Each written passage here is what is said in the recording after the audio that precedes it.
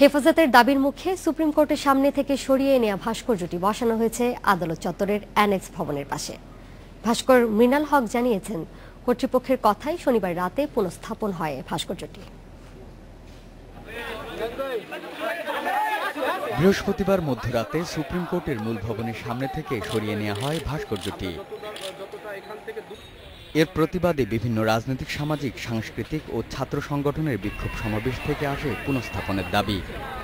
এর 2 দিনের মাথায় ভাস্কর্যটি বসানো হয়েছে সুপ্রিম কোর্টের অ্যানেক্স ভবনের পাশে। শনিবার রাতে কর্তৃপক্ষের কথায় এটি পুনঃস্থাপন করা হয়েছে বলে জানান ভাস্কর মৃণাল হক।